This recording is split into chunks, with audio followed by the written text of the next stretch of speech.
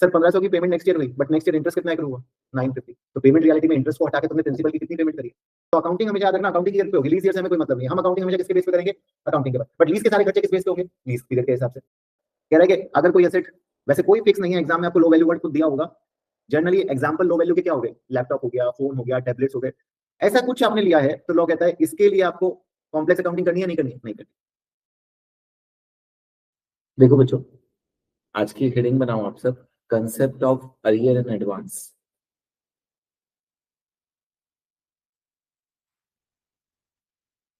Concept of arrear and advance.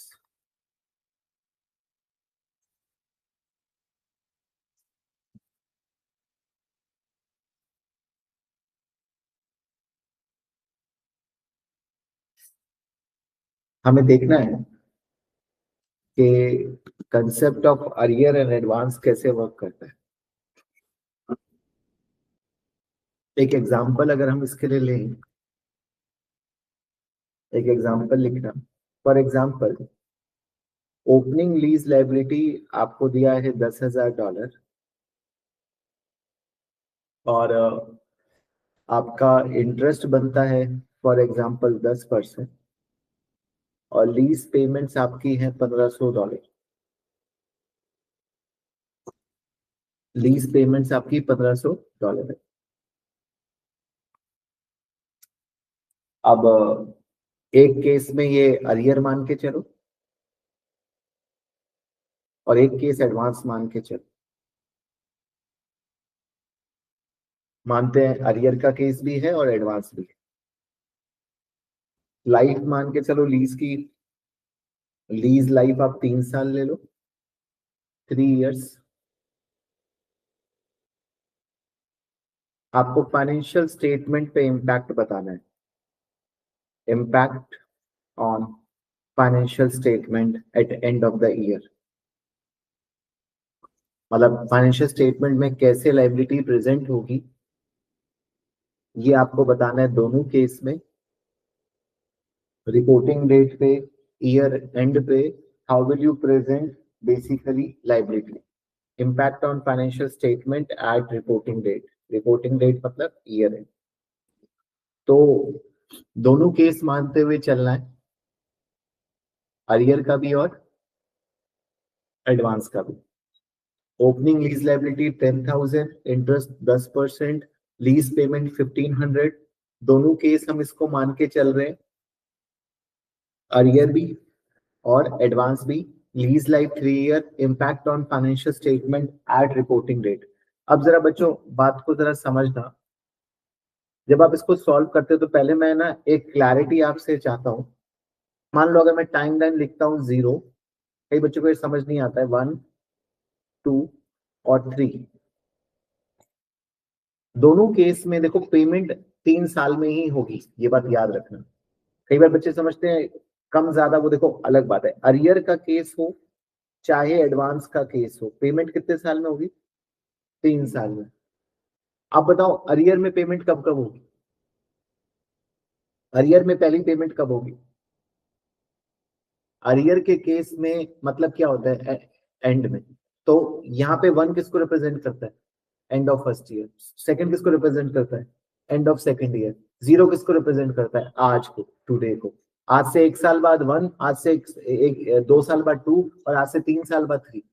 तो arrear के case में पहली पेमेंट कहाँ जाएगी, यहाँ पे। दूसरी पेमेंट यहाँ पे और तीसरी पेमेंट यहाँ पे। तो पेमेंट टोटल कितनी हुई, 3। बट जो एडवांस का केस है उसमें पहली पेमेंट कहाँ जाएगी, 0 पे। फिर पेमेंट अगली कहाँ जाएगी, 1 के एंड पे। और फिर पेमेंट कहाँ जाएगी। तो कई बार बच्चा इसमें कंफ्यूज आता है, एडवांस के केस में फाइनल ईयर में कोई पेमेंट नहीं हो रही, क्योंकि एक पेमेंट क्या हो जा रही है, जल्दी हो जा रही है। तो आपकी एक पेमेंट, बाकी केस सेम हो गया। पहली पेमेंट के अलावा अगर आप इग्नोर कर दो तो फिर वही कंटिन्यू बनती है। बट जो पहली पेमेंट है वो आपकी आज में हो जाती है और इसको आपको डिस्काउंट भी नहीं करना होता, क्योंकि ऑलरेडी डिस्काउंटेड है, आज के टर्म्स पे है। ये पेमेंट आप t = 0 पे करते हो, ये आपकी पहली पेमेंट।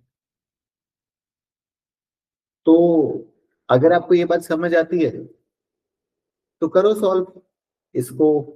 पहले आप केस कर लो, 1 मिनट। अरियर एडवांस का केस वन हेडिंग बनाओ, और एडवांस की मेरे को एक बार बना के दिखाओ कैसे बनाओगे। एडवांस में क्या बोलते हैं उसको, अमोर्टाइजेशन शीट जो बनती है, ओपनिंग प्लस इंटरेस्ट। तो कैसे बननी चाहिए, स्टार्ट किससे करूंगा मैं, क्या लिखूंगा, ओपनिंग लायबिलिटी। भाई we will start with opening liability, add क्या होगा, इंटरेस्ट या पहले पेमेंट होगी, हाँ ओपनिंग लायबिलिटी पहले पेमेंट होगी, क्योंकि एडवांस का केस है, पहले पेमेंट होगी, बचा हुआ जो अमाउंट आएगा उस पर फिर इंटरेस्ट ऐड होगा, और फिर क्लोजिंग आएगा। तो मुझे ईयर 1 का बनाना मेरे साथ, ओपनिंग लायबिलिटी 10,000 की, पेमेंट अपन ने 1500 करी है, 10% कितना हो गया, 850।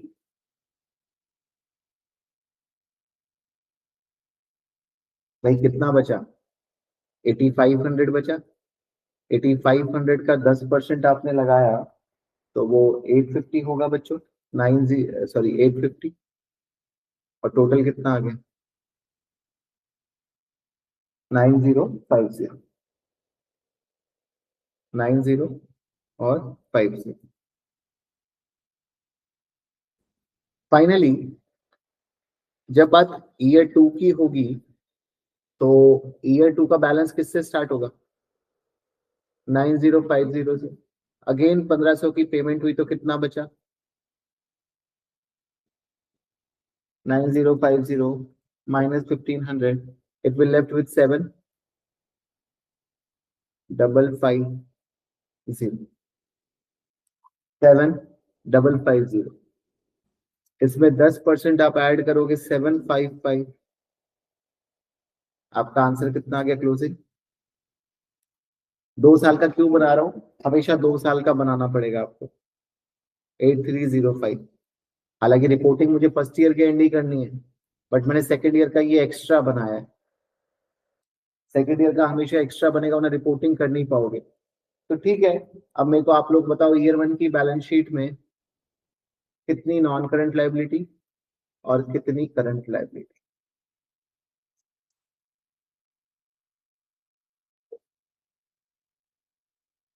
एक सेकेंड कैलकुलेशन में चेक कर लेता हूँ।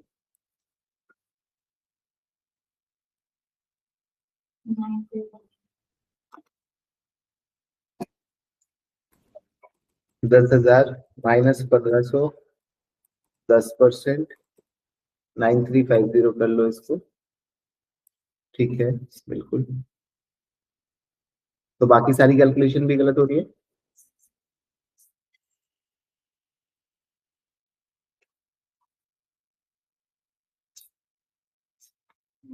नाइन थ्री 50 माइनस 1500, 7850 प्लस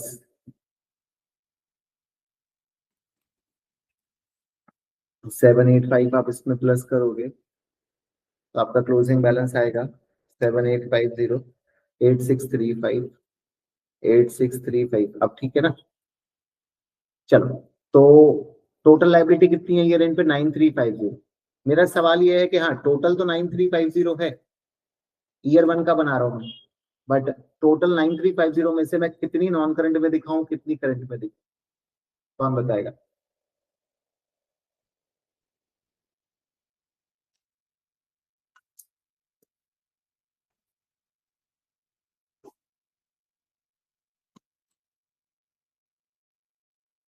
सोचो कितनी दिखाई जाएगी।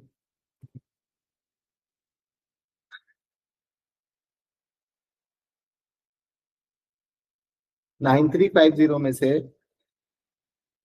कितनी करंट लायबिलिटी और कितनी नॉन करंट लायबिलिटी दोस्तों। इसमें 865 अच्छा, करंट लायबिलिटी कौन सी होती है, जो विद इन मंथ्स पे हो जाती है। तो ईयर 1 का 9350 में से ईयर 2 में एक साल में कितना पेमेंट हो रहा है? विद इन 1 ईयर कितना पेमेंट हो रहा है? 1500। 1500 क्या विद इन 9350 में से हो रहा है या नहीं हो रहा है? हो रहा है बच्चों। 9350 इज द अमाउंट, उसमें डायरेक्टली 1500 माइनस हो रहा है, फिर बाद में इंटरेस्ट ऐड हो रहा है। तो this 1500 is the total payment only from 9350। तो 9350 में से 1500 अगले एक साल में पे हो जाएगा, तो बैलेंस कितने साल में पे होगा? Non correct. 9350 माइनस 1500। 7. पहले एक बार देख लो, कोई डाउट है इस चीज में? ये एडवांस का केस इजी केस होता है जब तक कि मिड ईयर ना हो। इसमें देख लो, जो भी पेमेंट नेक्स्ट ईयर हो रहा है, एडवांस के केस में रूल सिंपल हो गया, पेमेंट जो भी नेक्स्ट ईयर होने वाली है वही करंट लायबिलिटी बन जाती है। अगेन इसको रट नहीं सकते, कुछ केस में ये रूल भी टूट जाता है, बट जनरल केस है। अगर फुल ईयर है, लीज लीज पीरियड और अकाउंटिंग पीरियड सेम है, तब तो ये रूल ट्रू है। अगर लीज पीरियड और अकाउंटिंग पीरियड में मिसमैच हो जाता है, एक क्वेश्चन है उसके ऊपर आपके पास, इसलिए वो कराना पड़ेगा। उसके अलावा कोई भी केस आता है तो हमेशा याद रखना, एडवांस के केस में जितना भी पेमेंट अगले वाले साल में होने वाला है, जो भी पेमेंट है, लीज पेमेंट है, वही हमारी करंट लायबिलिटी बनेगी। Lease payment of next year current liability, और जो बैलेंस बचा फिर वो obviously lease payment of next year.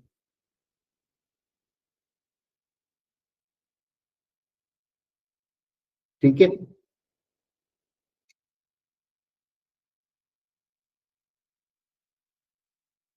अब इसी फंडे को केस 2 बनाते हैं और सीखते हैं अरियर के केस में। अब देखो यहाँ पे अरियर के केस में बच्चे गलती करते हैं। ओपनिंग लायबिलिटी पेमेंट माइनस करूं या इंटरेस्ट ऐड करूं? पहले पहले इंटरेस्ट ऐड होगा क्योंकि ईयर के एंड में पेमेंट हो रही है, और फिर आएगा क्लोजिंग। तो सर ओपनिंग 10,000 था, इंटरेस्ट कितना ऐड हुआ? 1000। पेमेंट 1500 की हुई, तो ये कितना हो गया क्लोजिंग? 10,500। 10,500 में 10% तुम्हारा फिर ऐड हुआ 1050। पेमेंट हुई 1500 की, ये कितना हो गया?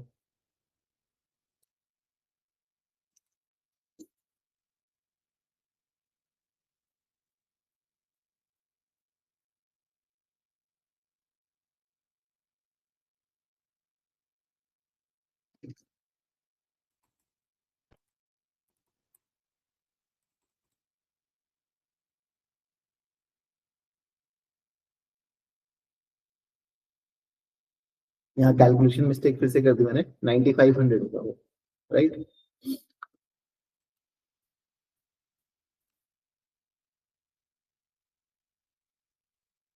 इसको ठीक कर देते हैं।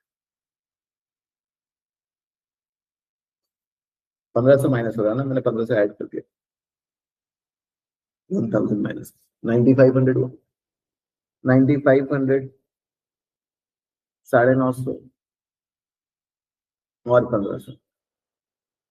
अब बताओ 8950, 2 साल का हमेशा बना लेना। अब मैं आपसे जानना चाहता हूँ, ईयर 1 की बैलेंस शीट में नॉन करंट लायबिलिटी कितनी, करंट लायबिलिटी कितनी? टोटल मैं बता देता हूँ आपको, 9500।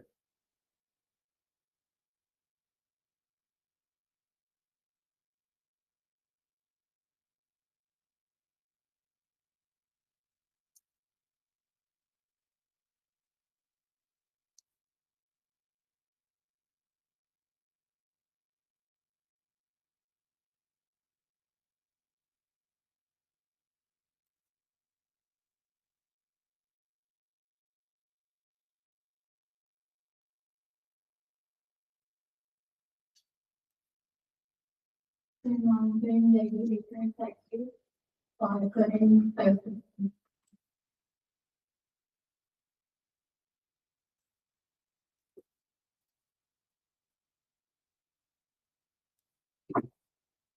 ठीक बोला है। देखो कैसे होगा ये।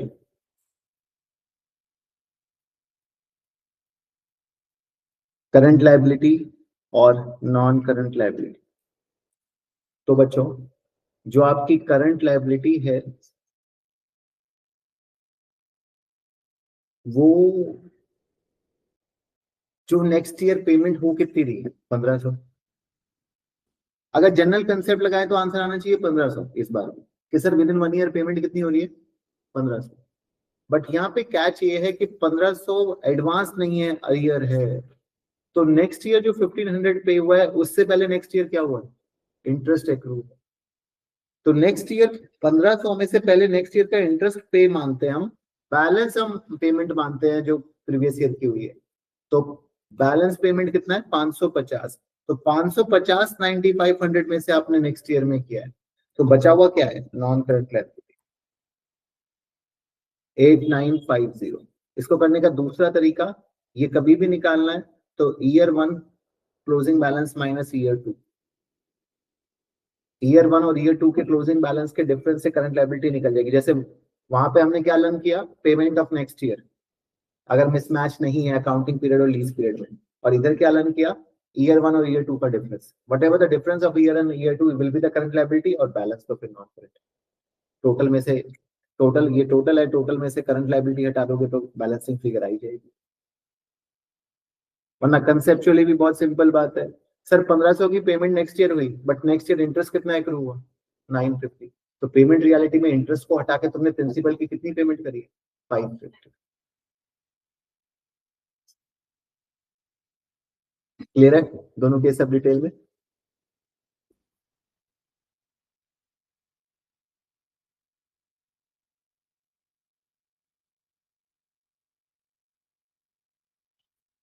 अब देखो इसके बाद बच्चों हमारा वैसे बेसिक लीज खत्म हो जाता है, बट आपकी बुक में ना एक क्वेश्चन है, मैं उस वाले क्वेश्चन को तो आप पे छोड़ता हूँ, आप लोग ट्राई करना अपने हिसाब से। मैं उसका एक सिंप्लीफाइड वर्जन आपको कराता हूँ। हेडिंग आपको लिखना है, mismatch of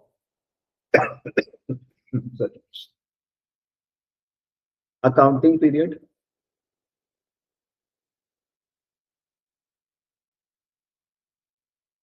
and lease period.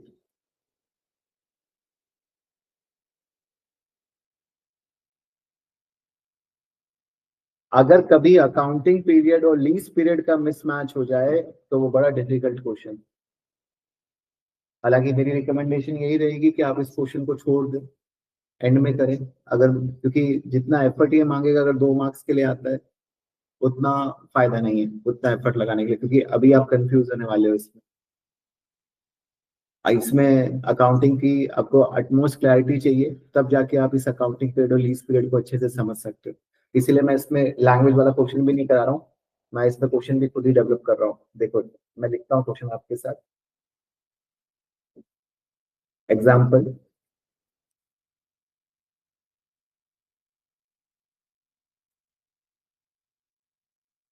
Accounting year लिखो 1 जन से, आपको क्वेश्चन कहता है अकाउंटिंग ईयर है हमारा 1 जन से 31 दिसंबर, ओके।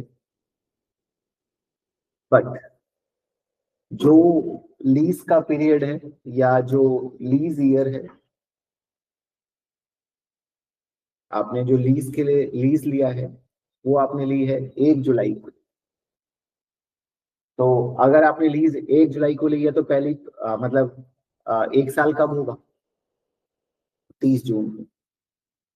तो लीज वाले को तो पेमेंट एक एक साल में करनी है, 30 जून फिर 30 जून। तो हमारे अकाउंटिंग अभी तक मैं क्या मान रहा था कि जो ईयर एंड होता है उसी वक्त लीज पीरियड भी एंड होता है। मतलब लीज हमेशा कब ले रहे थे हम, 1 जन को। जैसे हमने कंसोलिडेशन में पढ़ा था ना कि कंसोलिडेशन में हम कब मानते थे डेट ऑफ एक्विजिशन, 1 जन को। बट जैसे मिड ईयर में एक्विजिशन आ जाती थी थोड़ा कंसेप्ट चेंज हो जाता था।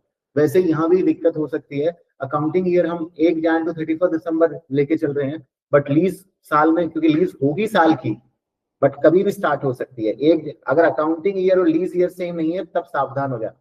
अभी तक जो मैंने पढ़ा है उसमें हमेशा ये माना है कि ये दोनों चीजें सेम है। ठीक है सर, आपने दोनों पीरियड अलग कर दिए, ओके। अब इसमें क्या, तो थोड़ी कॉम्प्लिकेशन और डाल देते हैं। लीज पेमेंट भी एडवांस मान लेते हैं। लीज पेमेंट किस में होंगी, एडवांस है। लीज पेमेंट का मोड रहेगा एडवांस पेमेंट्स होंगी। हमारी ओपनिंग लीज लायबिलिटी आप वही सेम पुराना वाला क्वेश्चन रख लेते हैं, $10,000 मान लो। लीज पेमेंट आप 1500 मान लो पर एनम। इंटरेस्ट रेट आप 10% लेके चलो, और लीज का लाइफ इसमें थोड़ा ज्यादा ले लेते हैं, 5 ईयर्स ले लेते हैं।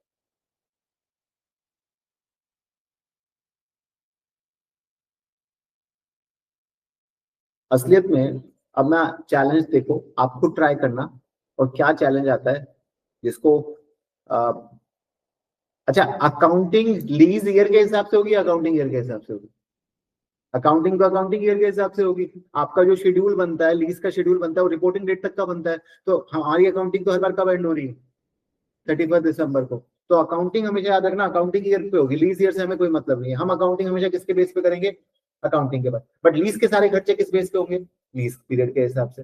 ठीक है, तो जब आप ये बात समझते हो तो मुझे अमोर्टाइजेशन शेड्यूल बना के दिखाना ईयर 1 का और ईयर 2 का। दो दो साल का हमेशा बनाओ क्लैरिटी के लिए। ईयर 1 और ईयर 2 का खुद से इस क्वेश्चन को पढ़ो, और खुद से आप 2 मिनट दे रहा हूं आपको, ईयर 1 और ईयर 2 का अमोर्टाइजेशन शेड्यूल हर बच्चा ट्राई करेगा। अगर क्वेश्चन में कुछ समझ नहीं आ रहा तो मैं दोबारा से रिपीट कर दे रहा हूँ।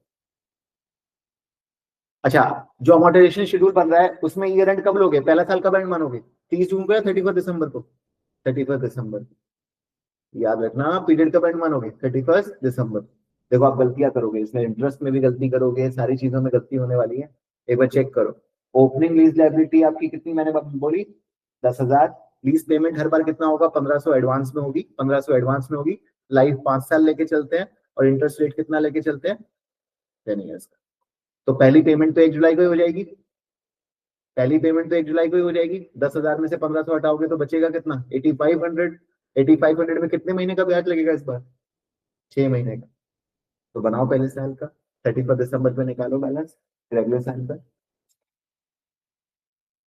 देखो मैच करो, मैं इसको सॉल्व करता हूँ। अब देखो ईयर, देखो जो डेट 1 जैन है, ओपनिंग तो इस तारीख को होनी चाहिए, अकाउंटिंग ईयर स्टार्ट तो इस तारीख को हो रहा है। बट इस बार 1 जैन को कुछ नहीं होगा, क्योंकि 1 जैन को तो बैलेंस लीज अकाउंटिंग ईयर के स्टार्ट पे तो आपके पास लीज लायबिलिटी हुई थी नहीं। तो इस बार लीज लायबिलिटी ओपन कब हो रही है, ओपन हो रही है 1 जुलाई को। 1 जैन से 1 जुलाई तक तो कुछ भी नहीं हुआ पहले साल में। तो ओपन जब 1 जुलाई को हुआ, तो 1 जुलाई को ओपन हुआ तो कितना बैलेंस से ओपन हुआ, 10,000। और ओपन होते ही पेमेंट कितने की हो गई, 1500 की। तो बचा कितना बैलेंस, 8500। एग्री करते हो यहाँ तक। अच्छा, क्लोजिंग होगी 31 को, तो ब्याज लगेगा 6 महीने का। 6 महीने का ब्याज 8500 पे लगेगा, 10 पे तो लगेगा नहीं। कितना हो गया 6 महीने,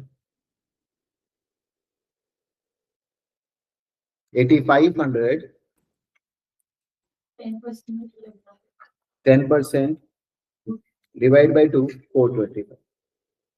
भाई आपका जो क्लोजिंग है 31 दिसंबर तक तो 6 महीने ही हुए हैं लोन लिए।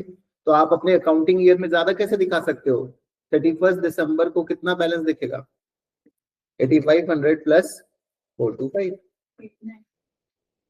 अब बल्कि काम यहाँ पे खत्म नहीं होता, बल्कि मुझे ये भी जानना है इस 8925 में से कितना करंट और कितना नॉन करंट।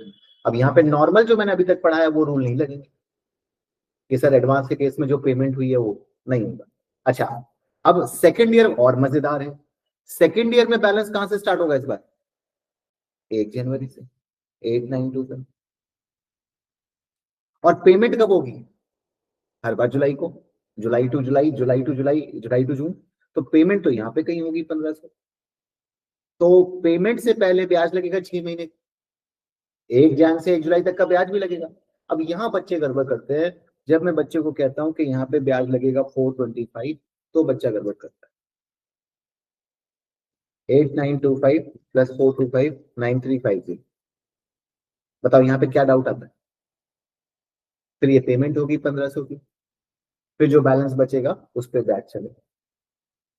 क्या डाउट आता है, कैच यहाँ 425 में है।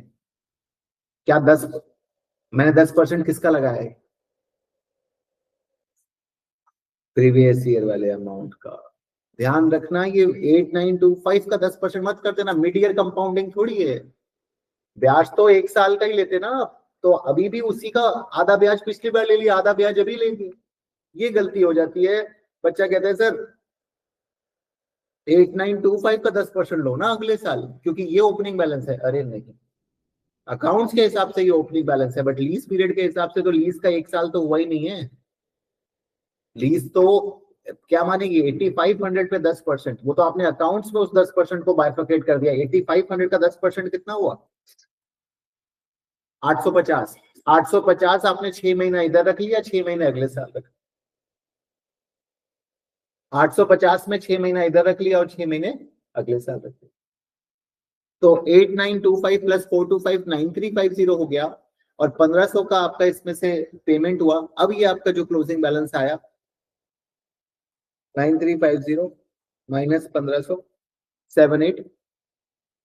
अगेन ऐसे ही अगले साल भी चलेगा। इस 7850 का 6 महीने का इधर और 6 महीने का अगले साल।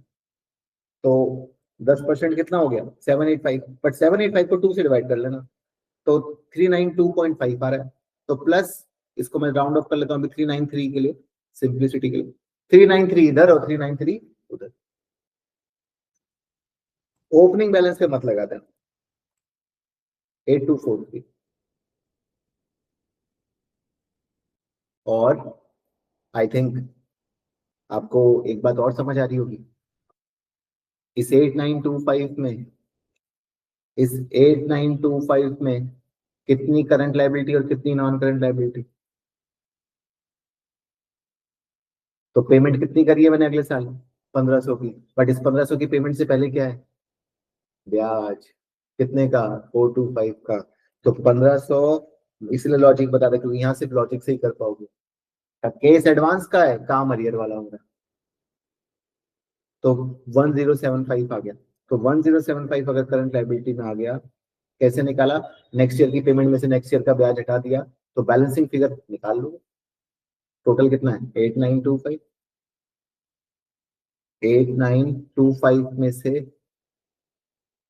8925 में माइनस 1075, 7850, 7850, ये हमारा बैलेंसिंग फिगर। ये पूरी अकाउंटिंग है in the case of mid mid year और लीज पीरियड। इवन आप चाहो तो ईयर 3 भी बना के देख सकते हैं हम लोग, बट पहले ईयर 1 और ईयर 2 को समझो। सारी फिगर्स को एक बार थोड़ा ध्यान से समझो। करंट और नॉन करंट लायबिलिटी की बाइफरकेशन तो बाद की बात है। अगर पहले आपको एक भी फिगर ईयर 1 और ईयर 2 में डाउट है तो वो मुझसे डिस्कस कर कि कौन सी फिगर कैसे आई।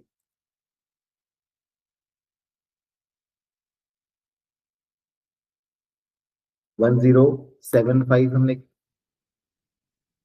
सारी फिगर्स देख लो एक बार।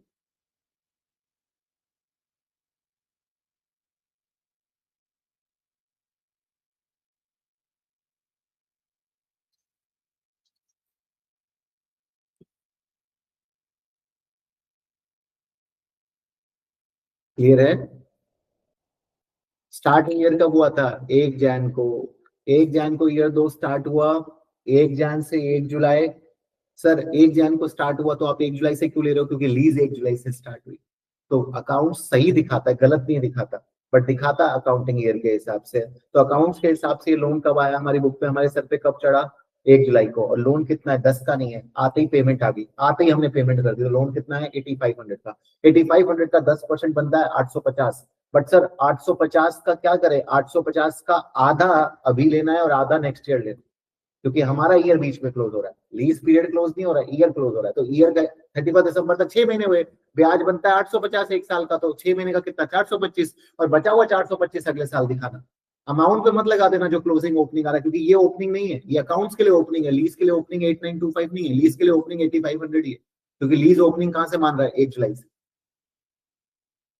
तो ये छोटी छोटी अकाउंटिंग की कुछ दुविधाएं हैं जो परेशान कर सकती हैं आप लोगों को। इसलिए ये चीज मैं आपको बता रहा हूँ कि छोड़ देना, अगर बहुत ज्यादा कंफ्यूजिंग लग रहा है तो। है नहीं वैसे, बट एग्जाम में गलती जरा सी भी हुई तो गलत हो ही जाएगा। 8925 प्लस 425 माइनस 1500 का पेमेंट किया तो 9350 आएगा, और 9350 सॉरी 7850 आया। अब इस पे 10% ब्याज, आधा अभी आधा अगले साल, 824। और उसके बाद तो करंट और नॉन करंट का तो वही लॉजिक हो गया, आपको देखना है कि अगले साल जो पेमेंट हुई है वो अगर डायरेक्ट हुई है तो पूरी की पूरी, ब्याज के बाद हुई है तो ब्याज माइनस करके, सिंपल सा गेम। आप नेक्स्ट ईयर की पेमेंट देखो, अच्छा नेक्स्ट ईयर की पेमेंट ब्याज के बाद हुई है तो ब्याज माइनस कर दो, सिंपल ये रूल। हाँ ये रूल शायद आपका हर जगह चल जाएगा जो अब मैं बता रहा हूँ कि चेक नेक्स्ट ईयर पेमेंट, आपने नेक्स्ट ईयर लीज पेमेंट कितनी करी है एलपी, उसको देखो। अब दो केस ही हो सकते हैं, अगर वो बिफोर इंटरेस्ट हुई है, बिफोर इंटरेस्ट और आफ्टर इंटरेस्ट,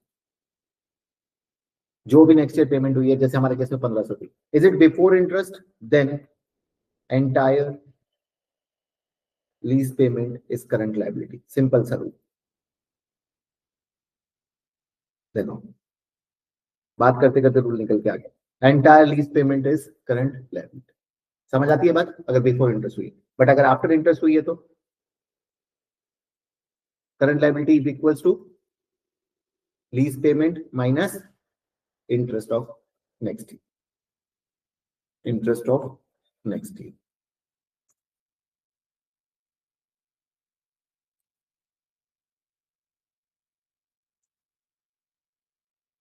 ये लर्न कर लोगे, ये कभी फेल नहीं होगा, ये सारे चाहे मिड ईयर आ जाए फिर कैसा भी आ जाए, सब जगह ये अप्लाई है।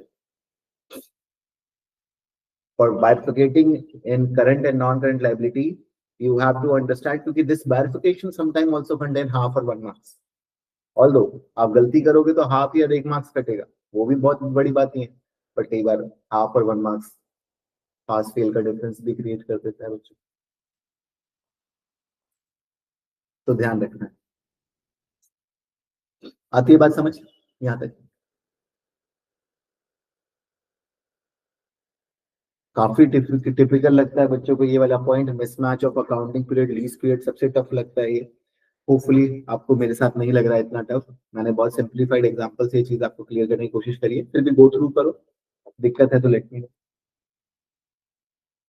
अच्छा, एक और कैच होता है, एक और प्रॉब्लम आती है, खत्म होने वाला वैसे लास्ट कंसेप्ट है इसमें, उसके बाद आपको लीज, अभी लीज ओवर नहीं हुआ है बट लीज के फिर बाकी कंसेप्ट करें। एक ये क्वेश्चन देखना, ये एग्जाम की एक टेक्निक होती है, इसमें आपको मान लो मैं आपसे कहता हूँ परफॉर्म, रिक्वायरमेंट लिखी नहीं है, मैं रिक्वायरमेंट लिखता हूँ, परफॉर्म, पूरा करते हैं, perform initial measurement and subsequent measurement, दोनों चीज आपको इस क्वेश्चन में करके दिखानी है। एक बार रीड करो, और इनिशियल मेजरमेंट में एंट्री पास करना क्या होगी, अगर याद है तो करके देखो, चलो खुद से करके देखो, कोई दिक्कत नहीं, कोई जल्दबाजी नहीं, आराम से अपने आप इनिशियल मेजरमेंट की बस एंट्री से ही पास करो।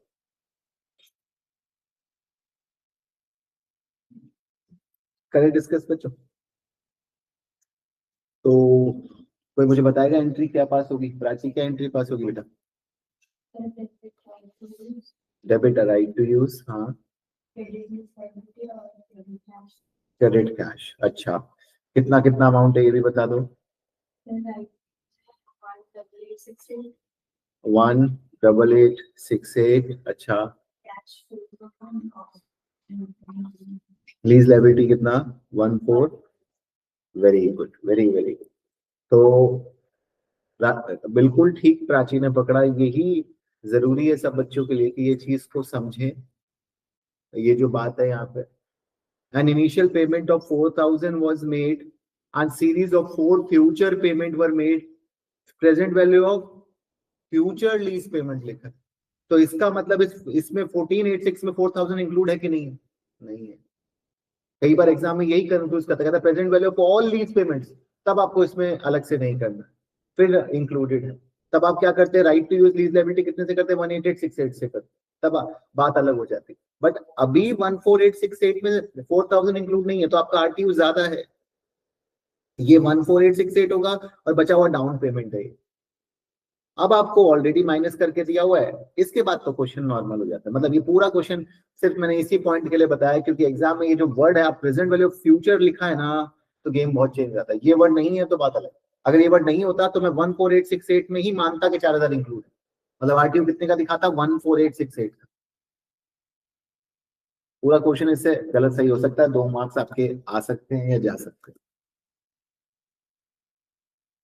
तो present value of future lease payments. बाकी और तो इसमें आपको मैं क्या बताऊं। ठीक है, बाकी तो सब्सिक्वेंट मेजरमेंट कर ही लोगे, इसमें कोई ऐसी बात है नहीं। सब्सिक्वेंट मेजरमेंट में कोई दिक्कत कर लोगे ना। Subsequent measurement, lease liability interest add करना है। ये क्या है, present value of future lease payments. अगर सब्सिक्वेंट मेजरमेंट की बात करें तो ओपनिंग लायबिलिटी कितने से हो गई, 14868।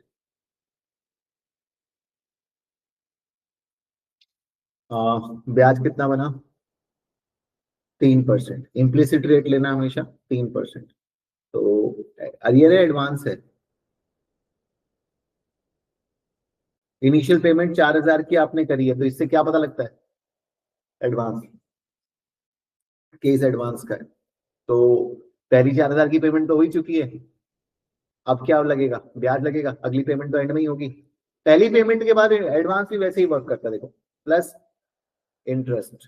कितना इंटरेस्ट आया, अभी 4000 माइनस मत कर देना, 4000 ऑलरेडी माइनस है बच्चों। 3% का रेट है इंटरेस्ट का, 3% का रेट आपने लगाया, तो मेरे ख्याल से आ रहा है 446। ठीक है, इसमें से पेमेंट कितनी करोगे, 4000। क्लोजिंग बैलेंस कितना आ गया,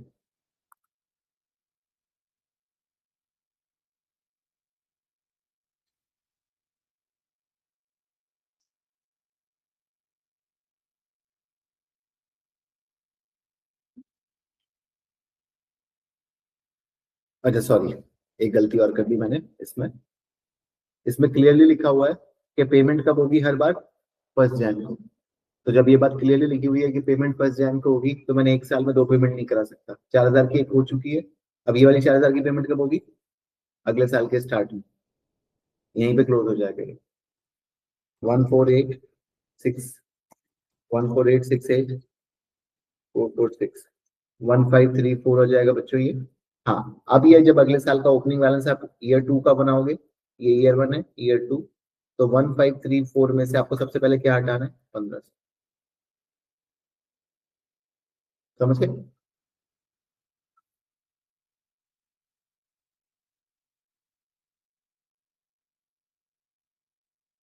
फिर जो बैलेंस आएगा उस पर इंटरेस्ट लगाना है, यहाँ पे जो भी आएगा प्लस इंटरेस्ट, फिर वो आपका क्लोजिंग बैलेंस बन जाएगा। ऐसे चलता है।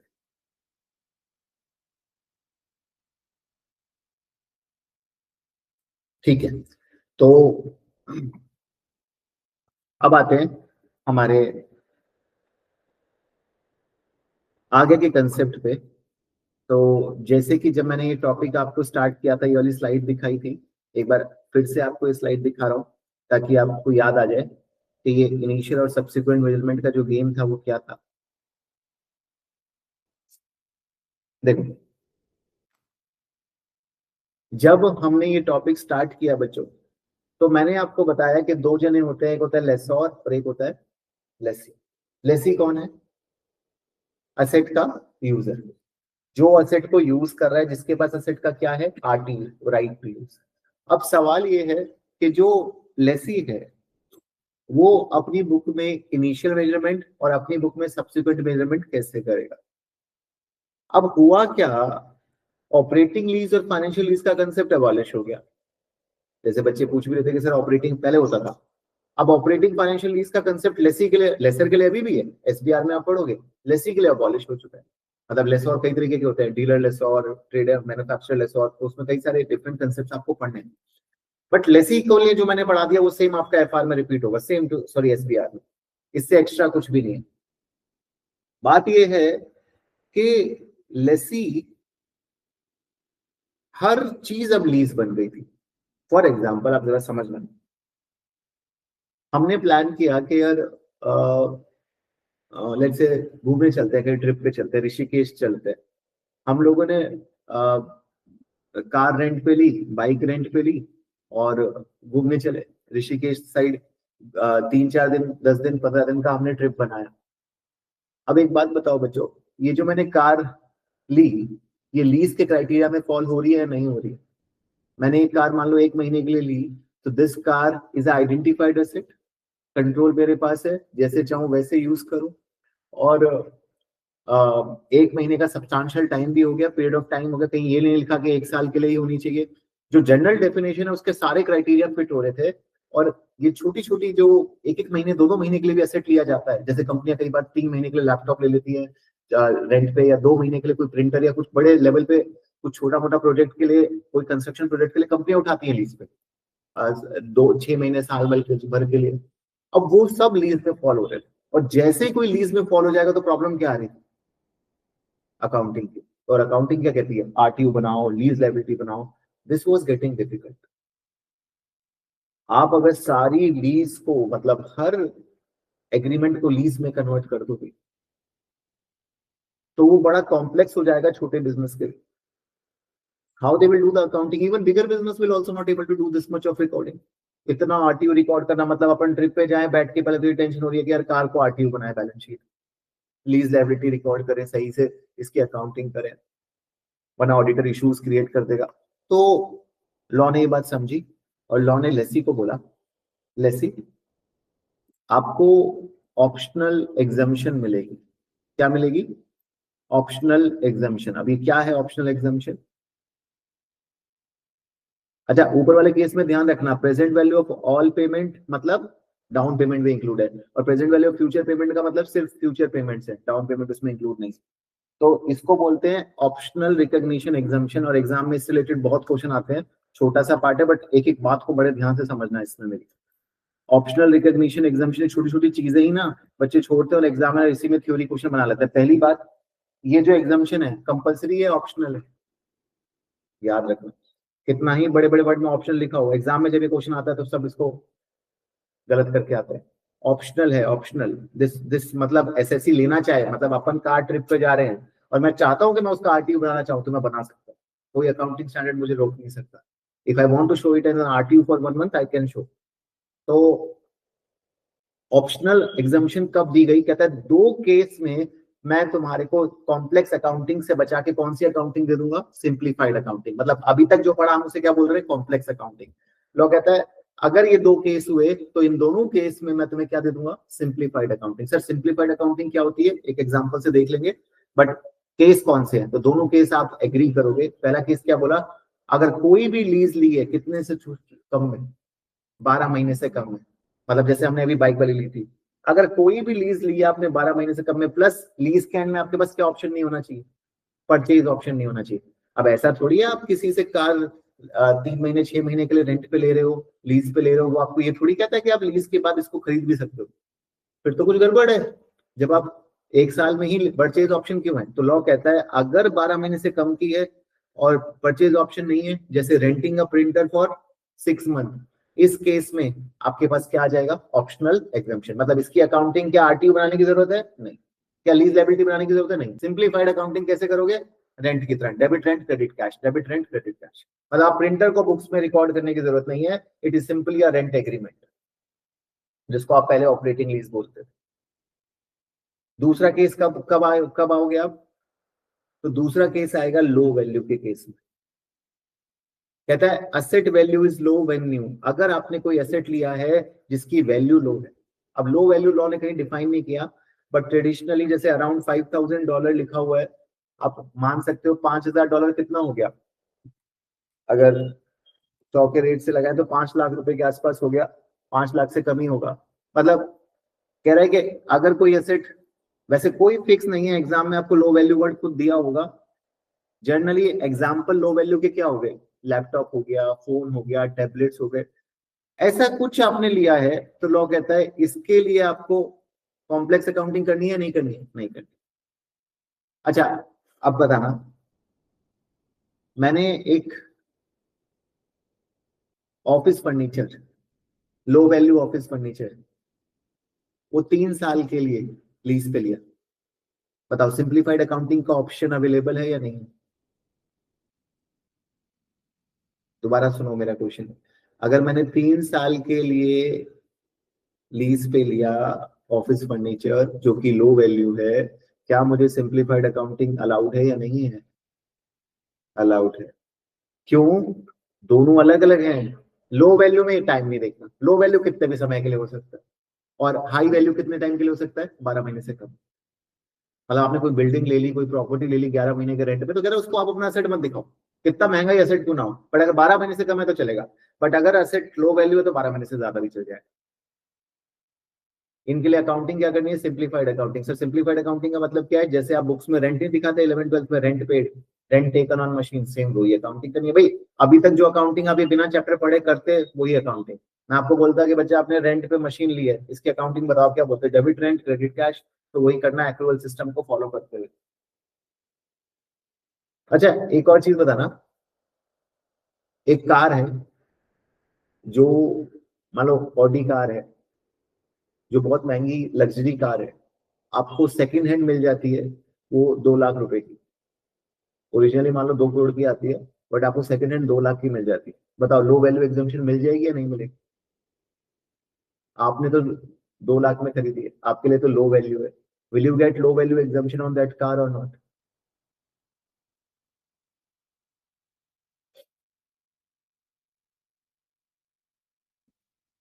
नहीं। प्राची ने बोला आंसर नहीं। सही बोला है प्राची ने आंसर, बट आंसर लिखा भी है बेटा सामने। Asset value is low when new. मतलब ये क्या कह रहा है कि हम लो वैल्यू कब मानेंगे?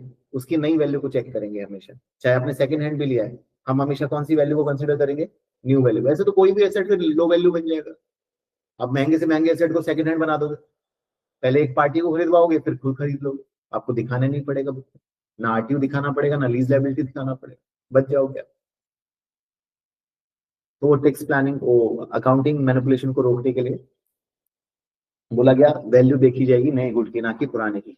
आपने कितने में खरीदा ये मैटर नहीं करता, असेट रियल में मार्केट में कितनी वैल्यू रखता, अगर आप नहीं खरीदते तो वो मैटर करता है।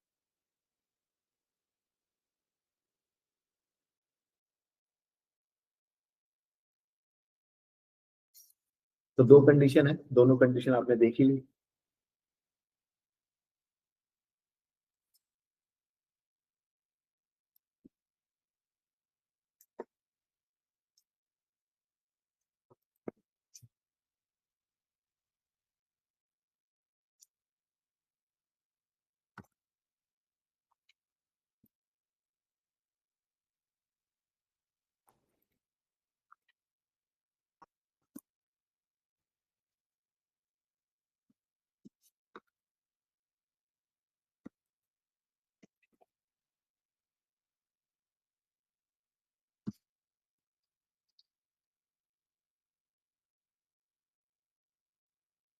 क्या कहता है अब आगे देखो, एग्जाम्पल दिया आपको ऊपर जो मैंने बात बताई उसके, कहता है an entity lease a second hand car with market value $2,000 when it knew it would be cost $15,000. The lease would not qualify as a low value asset because the car would not have been low value when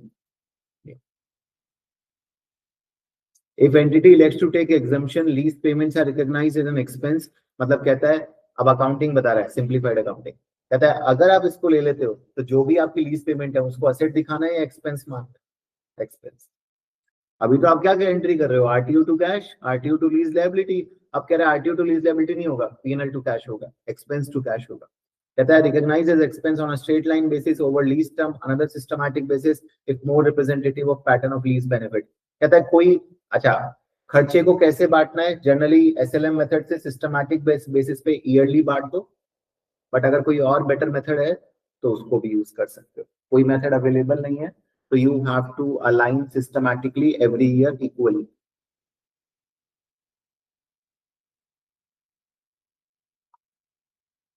जैसे इसका एक अच्छा question मैं आपको कराता हूँ। ये जो चीज बोली गई है सिस्टमैटिक क्यों बोली गई है? सुनने में तो लगता है सर बहुत आसान अकाउंटिंग है, रेंट टू कैश है, बट करने में इसमें भी आपको दिक्कत आ जाएगी।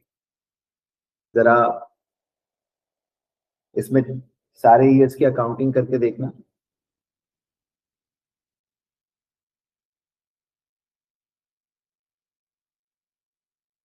सिंप्लीफाइड अकाउंटिंग करनी है, एग्जाम्पशन ही ऑप्ट कर रहा है।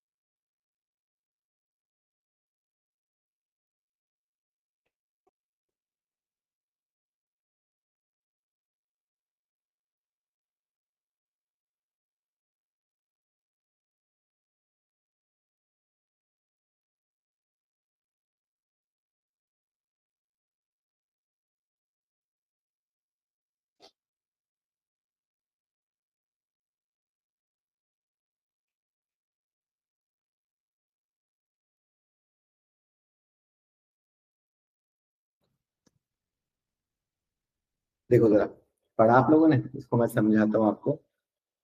बनाना lease out a machine to Mango in a 4 year lease. अच्छा, 4 साल की लीज है, तो मतलब कौन सा एग्जाम्पशन लिया होगा? Low value. कहता है लो वैल्यू एग्जाम्पशन ले लिया है। अच्छा, ये एग्जाम्पशन लेना कंपलसरी था या ऑप्शनल था? Optional. The term of lease are that annual lease rental 2000 payables in arrear as an incentive banana grants mango a rent free period in first year। तो बच्चों, कितने साल की लीज है? 1, 2, 3 और 4। कितनी पेमेंट करनी है अपन को? कितनी पेमेंट करनी है?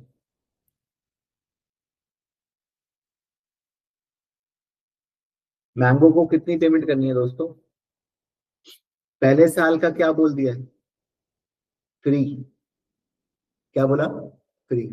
तो पेमेंट कौन सी करनी है? 2000, 2000 और 2000। टोटल कितनी पेमेंट करनी है? 6000।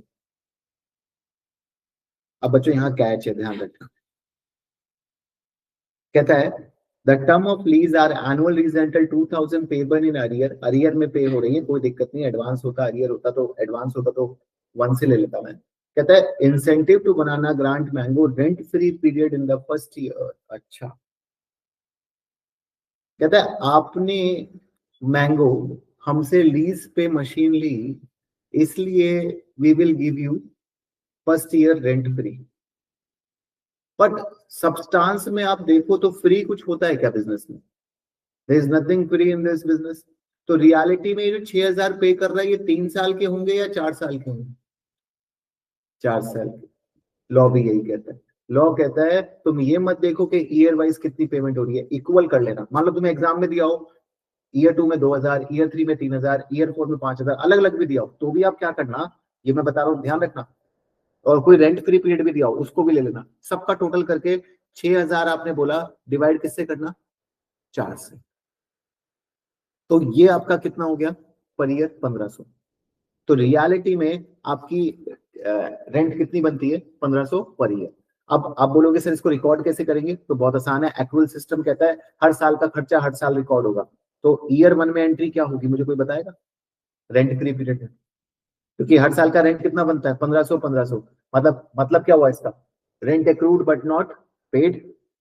हमारे अकाउंटिंग के हिसाब से तो क्या है, 1500 तुम्हारे ड्यू हो गए, जो तुम पे नहीं कर रहे हो वो तुमसे हौले हौले अगले सालों में ले रहा है वो।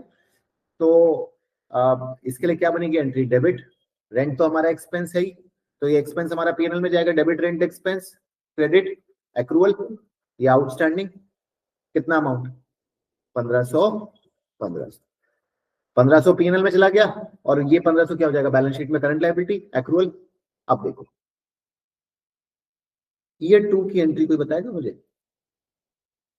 ईयर 2 में रेंट कितना बनता है हमारा? ईयर 2 में रेंट कितना बनता है? 1500। पे कितना किया है? 2000, तो ये 500 हमने कौन सा पे किया है, पुराना आउटस्टैंडिंग। तो एंट्री क्या हुई, डेबिट रेंटल एक्सपेंस ईयर 2 का कितना 1500, डेबिट एक्रूवल जो ईयर 1 का एक्रूवल था उसमें से कितना बैलेंस कम हो गया, 5, कैश कितना गया। तो ये है अकाउंट।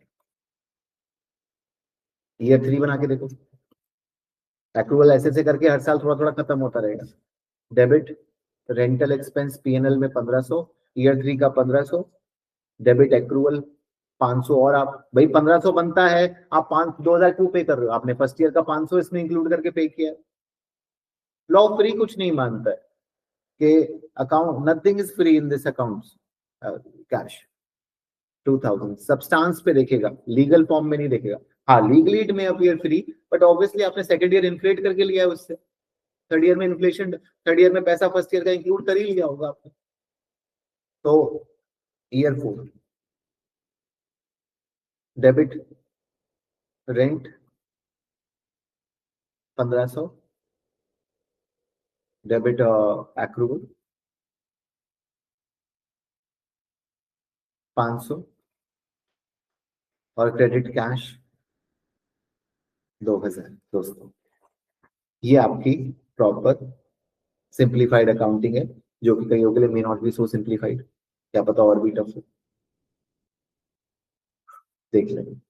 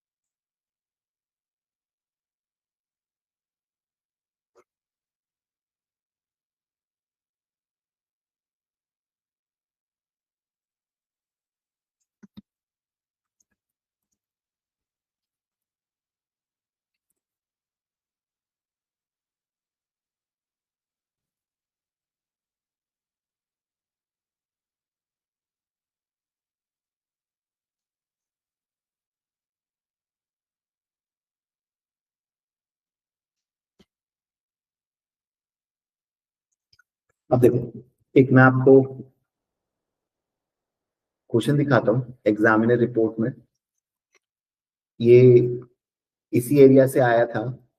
उसमें अकॉर्डिंग टू एसीसीए बच्चों ने सबसे ज्यादा गलती करी। ये क्वेश्चन वो, एसीसीए क्या होता है, हर 6 महीने में एग्जामिनर रिपोर्ट निकालता है आपकी।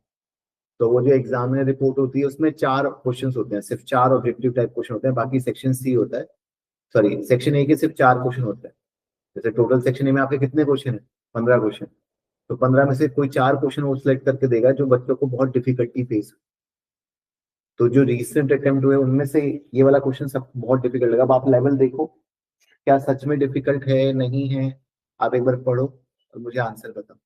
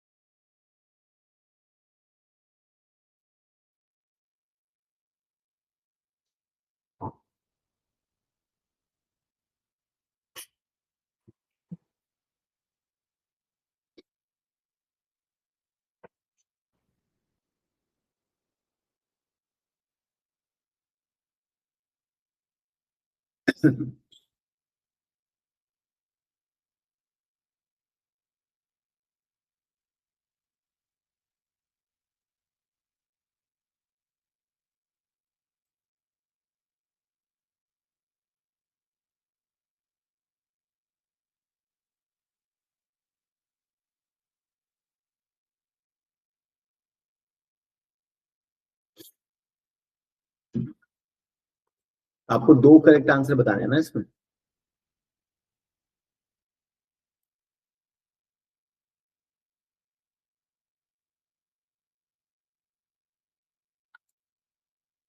तो बताओ।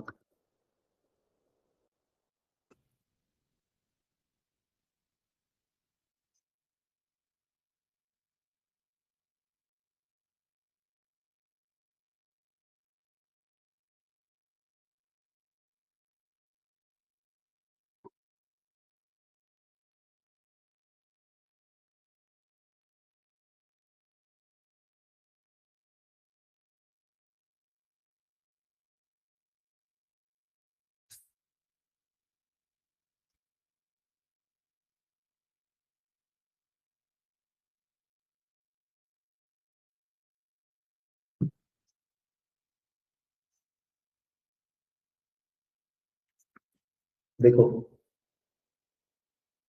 क्या कहता है, कहता है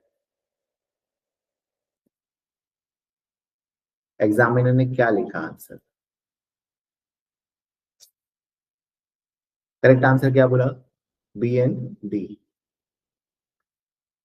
अब सवाल उठता है कि बी एंड डी क्यों करेक्ट है। तो कहता है Pager company has leased motor vehicle, laptop and mobile phone during current financial year. Pager has no other leases. अच्छा, कोई और लीज इसके पास है नहीं। और सबसे ज्यादा मालूम है बच्चों ने आंसर कौन सा टिक किया है, ए टिक किया है। एज पर एग्जामिनर जो गलती करी, ए करी। तो ए वाली गलती शायद आपने इसलिए नहीं करी क्योंकि मैंने अभी भी बताया, वरना generally lease has a term of 12 month और लेस, मस्ट है। तो ये मस्ट वाली बात इसको गलत कर देती है। बट एग्जाम में हो सकता है मस्ट पे फोकस ना जाए, बच्चा उतना ध्यान ना दे। देखो इंग्लिश भी तो कैसे टेस्ट कर रहे हैं, वो डायरेक्टली नहीं बोल रहे कि कंपलसरी है, मस्ट बोल के टेस्ट किया। तो मस्ट बोलते ही लाइन गलत हो जाती है क्योंकि it's optional. A lease that has a term of 12 month may। अब अगले में आपको पता लगता है मे और मस्ट का डिफरेंस है, तो बी सही है, बी तो ऑब्वियसली सही है। अब सी देखो, Phaser company apply exemption for low value underline to its all new lease. Phaser company can apply exemption for low value underlying asset to all its new lease, ये बात गलत है। The election for lease which underlying asset is of low value can be made on lease by lease basis. This is correct.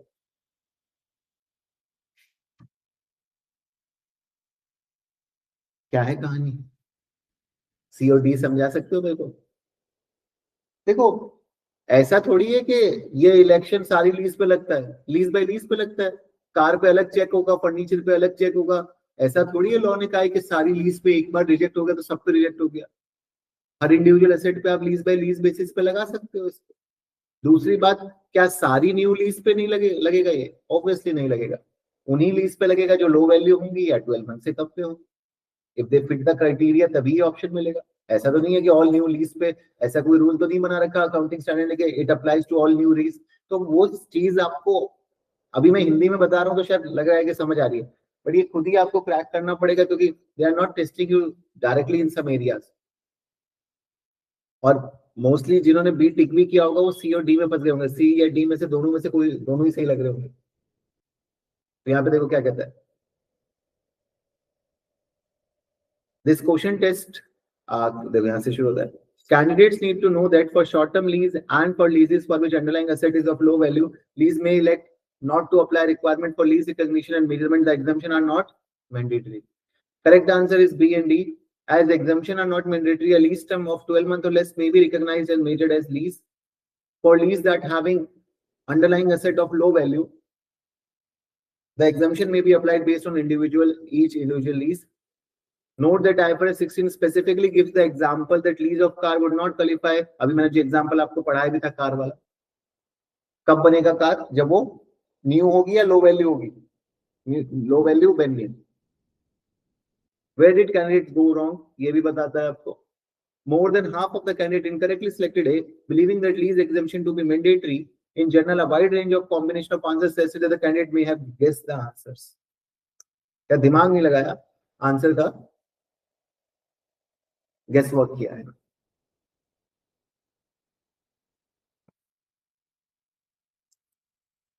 आती है बात समझ।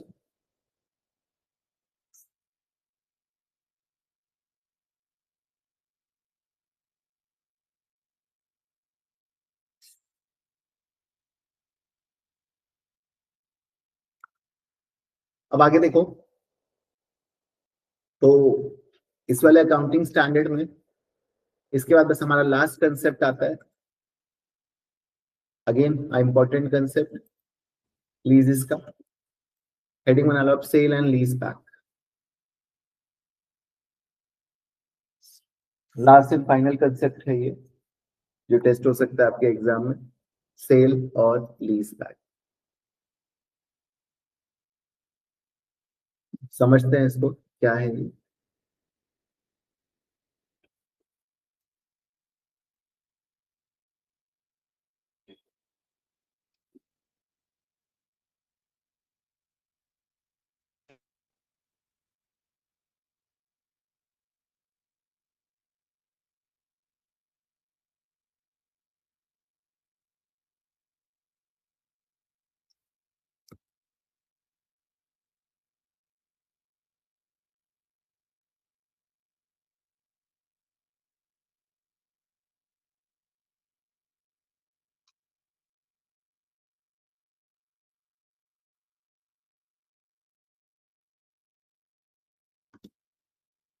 देखो हो क्या रहा है, पहले सेल होगी और फिर क्या होगा, लीज होगा। तो इसको एक ग्राफ से समझना, मतलब एक डायग्राम से समझना। सेलर और बायर है, कौन है, सेलर है और बायर। सेलर असेट को सेल कर देता है, समझो बात को। सेलर एक्चुअली एसेट को सेल कर देता है और बायर एक्चुअली उस एसेट को बाय करके सेलर को कैश दे देता है। ऐसा समझो कि आपको पैसे की जरूरत थी, आपने अपना लैपटॉप सेल किया और बायर ने उसके बदले आपको कैश दे दिया। बट पैसा तो चाहिए था और साथ के साथ आपको लैपटॉप भी चाहिए था। अब आप बायर से बोलते हो, बायर ये लैपटॉप तो तुम्हारा हो गया, बट क्या ये लैपटॉप तुम मुझे लीज पे दे सकते हो? तो मतलब हम अपना ही लैपटॉप अब बायर से क्या ले रहे हैं, लीज पे। तो अब मैंने क्या ले लिया, आरटीयू, राइट टू यूज। और मैं क्या हो गया, सेलर तो था, पहले सेलर था और अब क्या बन गया, लेसी। तो इसे क्या बोलेंगे, सेलर लेसी। वो नाम क्या है इसका, सेलर लेसी। और बायर कौन बन गया, लेसोर, बायर लेसोर। तो और मैं इसके बदले इसको क्या दिया करूंगा, लीज पेमेंट्स, एलपी।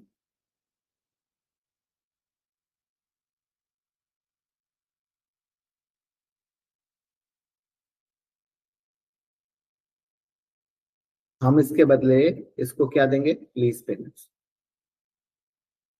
बात को दोबारा से समझ लो, सेलर ने सेल किया, पहले सेल एंड लीज बैक का मीनिंग समझो। अकाउंटिंग तो बहुत सिंपल है इसकी, मतलब ज्यादा रट्टाफिकेशन है इसकी अकाउंटिंग में, वो रटना ही पड़ेगा आपको।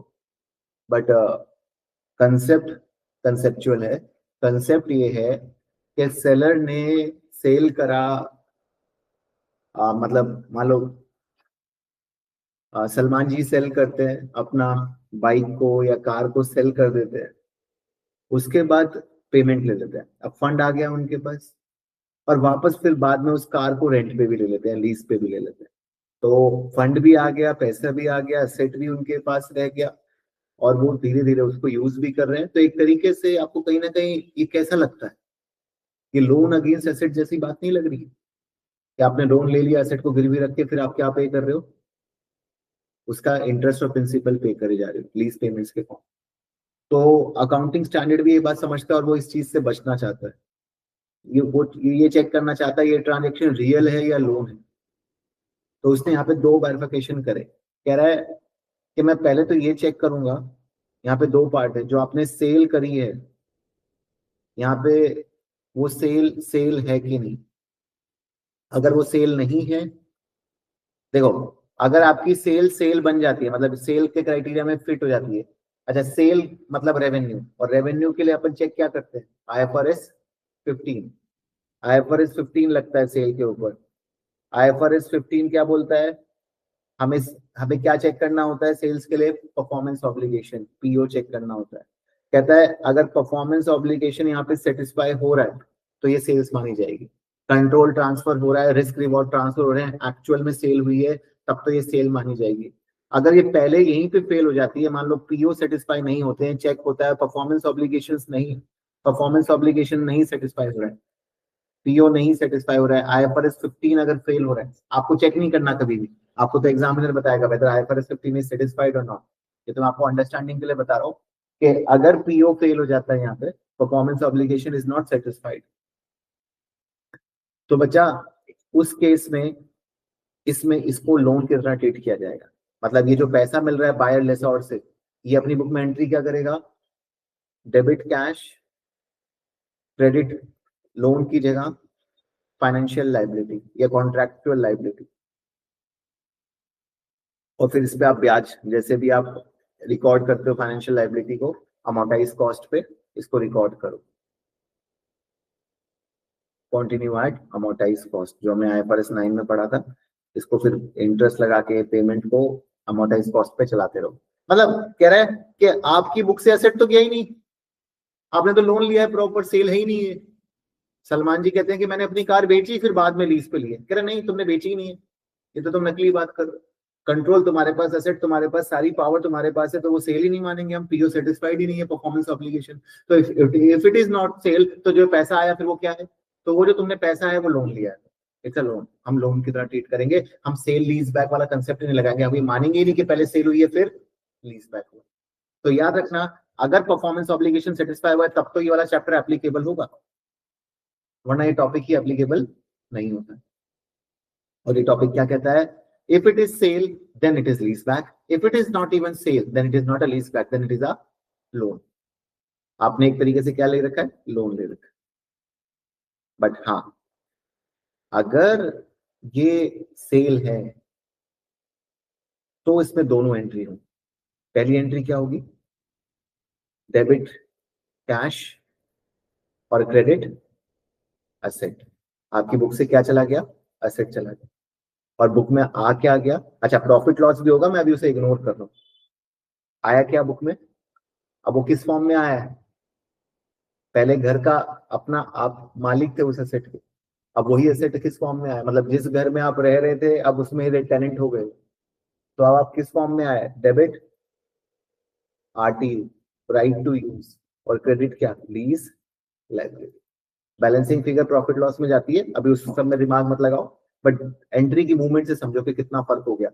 अगर लोन बनता है तो तुमने एसेट को टच किया नहीं, एसेट बुक में तुम्हारा ही है, तुम ही मालिक हो, बुक से तुम एसेट को रिमूव नहीं कर सकते। ऐसे ही कुछ हमने फैक्टरिंग में भी देखा था, विद रिकोर्स और विदाउट रिकोर्स में आप रिसीवेबल को कब रिमूव कर सकते हो कब नहीं कर सकते।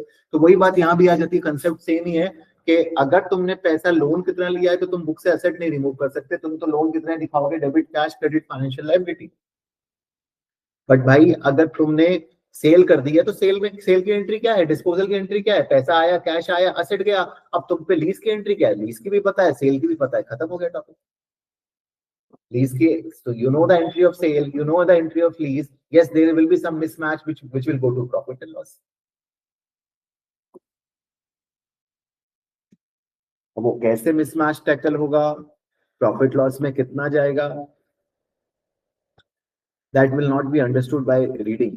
क्वेश्चन में जब तक अप्लाई नहीं करेंगे वो चीज समझ नहीं आएगी, तो इसके लिए अपन क्वेश्चन ही देखते हैं सीधा, जिससे वी विल अंडरस्टैंड कि सेल एंड लीज बैक में कितना अमाउंट कहाँ कहाँ जाएगा। Entry I told you, entry यही है, ये इसका डिटेल में मैंने आपको दे भी दिया। Transfer of asset is not a sale, देखो दो केस मैंने यहाँ पे बना के भी दे दिए। इफ ट्रांसफर ऑफ असेट, ये खुद से पढ़ लेना, if transfer of asset is not a sale और if transfer of asset is a sale, तो क्या होगा दोनों केस में, बट वो इंपॉर्टेंट नहीं है, एग्जाम्पल से हमारे ये बात क्लियर हो जाएगी।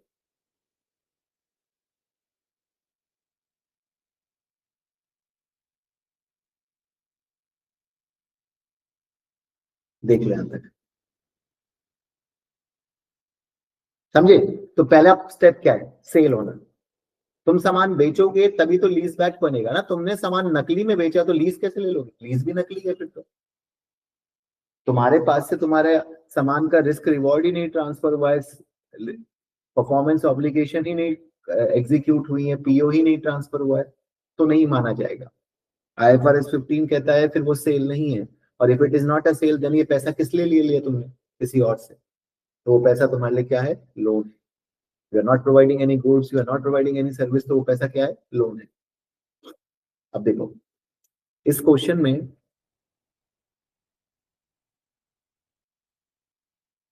we will understand everything we required for this topic lease from this question। तो एक बार इस क्वेश्चन को आप रीड जरूर कर लो बच्चों, सारे बच्चे।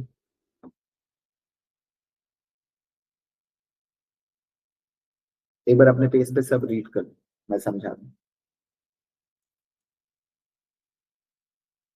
इंपॉर्टेंट इंफॉर्मेशन को अपने पास लिख लेना।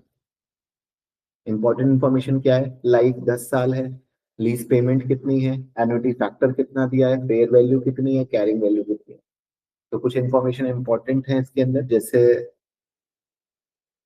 लीज कितने टाइम की है, मोटा मोटा मैं आपके साथ लिखूं, लाइफ कितने साल है लीज की, 10 साल, ठीक है। और लीज पेमेंट्स कितनी कर रहा हूं हर साल, 1 मिलियन। 1 मिलियन का लीज पेमेंट होगा, यानी 10 लाख रुपए हर साल दे रहा हूं, महंगा असेट है, ठीक है। और और क्या है, और क्या है, लाइफ हो गई, लीज पेमेंट्स हो गई। अच्छा, इसमें ना एन्युटी फैक्टर मिस हो गया। जनरली एन्युटी फैक्टर भी आपको गिवन होगा जिससे आप प्रेजेंट वैल्यू निकाल सकते हो। मैं आपको एन्युटी फैक्टर अलग से दे देता हूँ, 7.722। ये मानना गिवन है, आपको क्वेश्चन में ही गिवन है, इसके लिए मैं लिख रहा हूँ गिवन। प्रेजेंट सॉरी, जो 1 मिलियन आप पे करोगे ना 10 साल तक, तो अपन ने क्या सीखा है, cash flow into annuity factor करते ही प्रेजेंट वैल्यू आ जाती है ना, वो चीज, ठीक है। तो सर लाइफ 10 साल हो गई, लीज पेमेंट 1 मिलियन हो गया, एन्युटी फैक्टर 7.722 हो गया, और क्या है, मेरे एसेट का मार्केट वैल्यू या फेयर वैल्यू क्वेश्चन में कुछ गिवन है क्या, हाँ। वैसे मेरा एसेट कितना फेयर वैल्यू होल्ड करता है, 10 मिलियन, और मेरी बुक में मैंने एसेट अभी कितने का कैरिंग वैल्यू दिखा रहा हूँ, 8.4 मिलियन। अच्छा, मैंने बेचा कितने का है, सेल करिए फेयर वैल्यू से कम पे, फेयर वैल्यू पे से ज्यादा पे, 9 और 11। तो these are some important information. अब मैं रीड करता हूँ क्वेश्चन को, पहले आप ये सारी इंफॉर्मेशन अपने पास कॉपी में लिख लो। लाइफ 10 साल, सर लीज पेमेंट्स क्या होती है जो हम पे करते हैं, एन्युटी फैक्टर क्या होते हैं, फैक्टर जब सेम कैश फ्लो को हम डिस्काउंट करते हैं तो we use annuity factor. Fair value क्या है, जो मार्केट में वैल्यू चल रही है, फेयर वैल्यू 10 मिलियन, और कैरिंग वैल्यू क्या है, जो हमारे बुक्स में वैल्यू चल रहा है, ठीक है। कहता है Apple require fund to finance a new ambitious rebranding exercise. कहता है एप्पल एक बहुत बड़ा प्रोजेक्ट रीब्रांडिंग करने जा रहा है। जैसे ये बात सच भी है, सुनने में आया कि अगले साल शायद कोई भी नया आईफोन नहीं आएगा। कौन सा आया अभी लेटेस्ट, 17, अब शायद 18 आना था, तो अब की बार शायद आएगा नहीं। अब वो कुछ इनोवेशन कर रहे हैं एआई के साथ। तो it's only possible the way of raising finance through sale and lease back of head office. कहता है कि पैसा उठाने का कोई तरीका ही नहीं बचा। क्या तरीका बचा है, अपने ही हेड ऑफिस को किसी को बेच के वापस लीज पे ले लो। मतलब जिस हेड ऑफिस में वो रहते हैं उसको पहले बेचा। मान लो वो हेड ऑफिस कितने का है वैसे मार्केट में, 10 मिलियन का। 10 मिलियन कितने हो गए,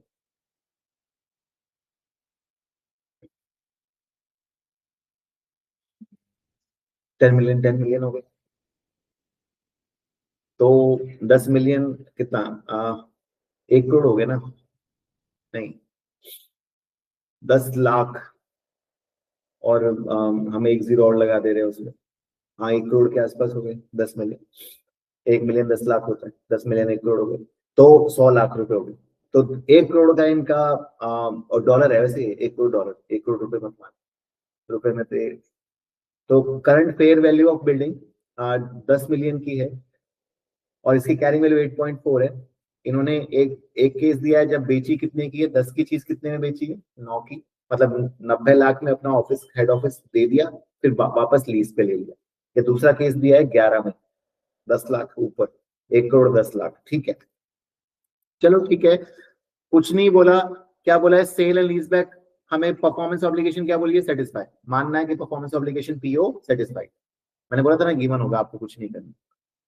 अब देखो बच्चों, इस क्वेश्चन को करने के लिए ना मैं 3 केस बनाऊंगा। अभी नोटिंग मत करना है, 1 मिनट रुको, पहले देख लेना कि तुम्हारे को कितना स्पेस चाहिए नोटिंग करने के लिए, क्योंकि ये 3 केस से के अलावा कोई चौथा केस नहीं हो सकता। एक केस हो सकता है जिसमें आ, आपका जो सेलिंग प्राइस है, जो आपने बेचा, that is less than fair value. आपने फेयर वैल्यू से कम पे बेचा, जो क्या केस हो गया, 9 मिलियन। फेयर वैल्यू कितनी है, 10 मिलियन। अच्छा, एक केस ये भी हो सकता है ना, selling price is equal to fair value. Do you agree कि हमने 10 की चीज कितने में बेची, 10 में, जो इस क्वेश्चन में नहीं बोला बट हम मान रहे हैं, एग्जाम में आ सकता है। और एक केस क्या हो सकता है, selling price is more than fair value. Accounts in दोनों केस को एब्सर्ड मानता है, ये दोनों केस लीगल नहीं मानता। अकाउंट्स ये कहता है कि अगर कोई बंदा किसी चीज के फेयर वैल्यू से कम पैसे ले रहा है तो वो भी बात जमती नहीं है, और किसी चीज के पैसे आप अगर ज्यादा, कोई क्यों देगा आपको, दोनों ही बातें, क्योंकि वो हमेशा क्या मानेगा, देखो रूल जो बनते हैं वो रीजनेबल सिचुएशन में बनते हैं, एक्सेप्शन पे नहीं बनते। आप कभी भी कोई चीज का पैसा ये नहीं मानेगा जाएगा कि वो ज्यादा देगा या कम देगा, रीजनेबल माना जाता है। भाई जिसका मार्केट प्राइस, अगर कोई टॉफी चॉकलेट 20 रुपए की आती है तो आप उसके 25 क्यों दे रहे हो? अच्छा, आपको क्या ऐसा नीड है कि आप उसको 25 दे रहे हो, या 20 के है तो वो आपसे क्यों 15 ले रहा है? कुछ और तो कुछ और, अल्टीमेटली कहीं ना कहीं पर्सनल गेन या लॉसेस कुछ सेट ऑफ हो रहे हैं। तो वही बात यहाँ भी होती है कि एक केस में हमने सेलिंग प्राइस कितना माना है, 9, फेयर वैल्यू कितना है, 10। एक केस में हमने सेलिंग प्राइस 10 माना है, फेयर वैल्यू भी कितना है, 10। और एक केस में सेलिंग प्राइस 11 माना है, फेयर वैल्यू कितना है, 10। अगर ये तीनों केस में हम पढ़ लें कि क्या अकाउंटिंग होगी तो हो जाता है खत्म। अब एक और चीज, जब भी आपको इसका क्वेश्चन आएगा, आपको ये 2 चीज हमेशा पहले से कैलकुलेट करके रखनी है, नोट 1 और नोट 2। ये 2 चीजें आपके पास, आपके आर्सेनल में ऑलरेडी कैलकुलेटेड होनी चाहिए। क्या? पहली जो ऑब्वियस है, present value of lease payments. अगर आपको नहीं गिवन तो आपको कैलकुलेट करनी पड़ेगी, वरना 90% क्वेश्चन में तो गिवन भी होती है। तो कैसे निकलेगी दोस्त, 1 million cash flow, annuity factor कितना है, 7.722। Cash flow into annuity factor करेंगे ना, cash flow per annum into annuity factor कितना आ गया, 7.722 मिलियन। मैं मिलियंस में रख रहा हूं, पहला ये चीज निकाल लेना। दूसरा क्या,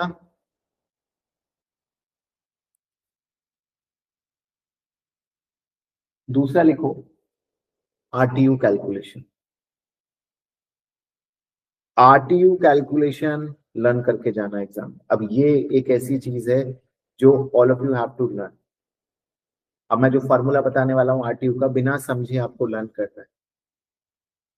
सर आरटीयू कैसे निकलेगा, तो आरटीयू के लिए कैरिंग वैल्यू लेना, जो कि हमारे क्वेश्चन में कितनी है, 8.4, मल्टीप्लाई करना present value of lease liability जो आपने ऊपर निकाली, डिवाइड करना fair value of assets, divide करना फेयर वैल्यू ऑफ असेट्स। एक और चीज बताता हूँ, कई बार एग्जाम में इसको एक और नाम से बोलते हैं, present value of lease liability को आपको कंफ्यूज करने के लिए डाटा दिया होता है। अगर इसको बोले राइट रिटेन्ड भी बोलते हैं कई बार, तो कंफ्यूज मत होना, लिख लेना। अगर राइट रिटेन्ड आपको गिवन है तो वो भी क्या गिवन है, present value of lease liability. और fair value of lease assets को कई बार एक और नाम से बोलते हैं हम, टोटल राइट। तो लर्न ऑल दिस बच्चों, carrying value into present value of lease liability upon fair value of asset. तो present value of lease liability को हम बोलते हैं राइट रिटेन्ड, और फेयर वैल्यू ऑफ एसेट को बोलते हैं क्या, टोटल राइट। आसान बहुत है, लगता है डॉन्टिंग सा, बट बिल्कुल आसान है। आप देखो अभी खुद ही आप सॉल्व कर दोगे। आपने सारी इन्फॉर्मेशन निकाली हुई है, कैरिंग वैल्यू कितनी है, ऊपर लिखी थी आपने इन्फॉर्मेशन, कैरिंग वैल्यू कितनी है, 8.4। Present value of lease liability कितनी है, 7.722। सेकेंडली टोटल फेयर वैल्यू कितनी है एसेट की, 10 मिलियन। आ गया आरटी, बताओ कितना आरटी आ रहा है,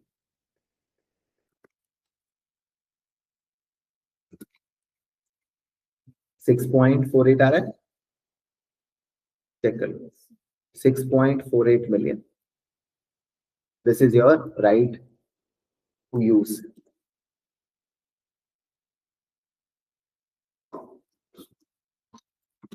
तो जब भी सेल लीज बैक का क्वेश्चन आए, समझ जाओ ये दो स्टेप मैं कर लेता हूँ, और अगर आपको ये दो स्टेप याद नहीं आ रहे हैं सेल लीज बैक के क्वेश्चन में, तो छोड़ो और आगे बढ़ो, टाइम खराब करके फायदा नहीं।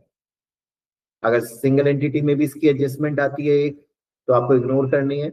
If you have not revised, fight करके कोई फायदा नहीं है। एंड में टाइम मिलता है तो ऊपर नीचे एडजस्टमेंट कर सकते हो, वरना चल जाएगा।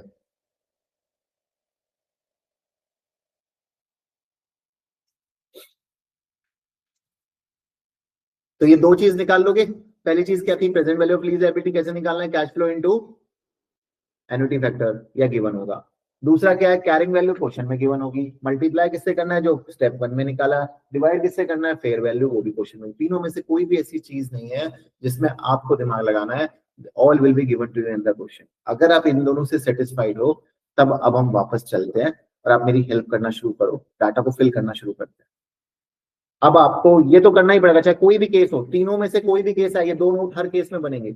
अब पहला, मैं एंट्री को एक साथ कर देता हूँ, सेल और लीज की दोनों की एक साथ मिक्स कर रहा हूँ। डेबिट कैश, बच्चों कैश में कितना लिखूं, 10 की चीज कितने में बेची है, 10 में, तो पैसा कितना आया होगा 10। ठीक है, आरटीयू भी डेबिट होता है, आरटीयू कितने को कितने से डेबिट करूं, अभी निकाला नहीं है आपने नोट 2 में, 6.48। क्या यहां तक दिमाग चल रहा है, कैश आरटीयू डेबिट। अच्छा, क्रेडिट क्या होगा, असेट। सर असेट कितने का बुक से जाएगा, कैरिंग वैल्यू कितनी है 8 पॉइंट, बुक से हटा रहे हो तो बुक की वैल्यू का हटाओगे, बुक में कैरिंग वैल्यू कितनी है 8.4। एक और चीज क्रेडिट होगी, लीज लायबिलिटी। लीज लायबिलिटी कितनी निकाली आपने 7.722, 7.722। डिफरेंस कहाँ डालना है, प्रॉफिट या लॉस। बैलेंसिंग फिगर आएगी, क्रेडिट प्रॉफिट आ रहा है इस केस में, कितनी आ रही है बैलेंसिंग फिगर। खत्म हो गया ये टॉपिक। बस आपको इसी तरीके से कोई भी फिगर पूछता है तो ये एंट्री पास करनी है, और कोई भी फिगर आप निकाल सकते हो। आई थिंक 0.38 आ रहा है गेन, दिस इज योर 0.38। अब मुझे देख लो, एक केस खत्म हो गया आपका।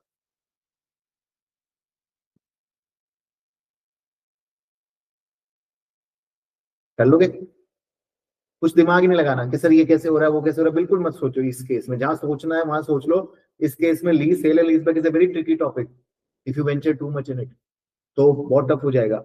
इससे ज्यादा आपके कोर्स में है भी नहीं और आपको दिमाग में नहीं लगाना। डेबिट कैश, कैश आया 10 मिलियन, आरटीयू आपने नोट 2 में निकाल लिया था, असेट आपको दिया था 8.41 का हमेशा carrying value, lease liability you have calculated, balancing figure profit, your entire initial measurement is done. Will you be tested subsequent measurement, no. दूसरा, यहाँ पे डेबिट कैश कितना लिखूं दोस्त, खुद ही बता दो आप तो, 11। आरटीयू कितना लिखूं, ये हर केस में सेम ही रहेगा, कितना 6.48। क्रेडिट असेट कितना 8.4।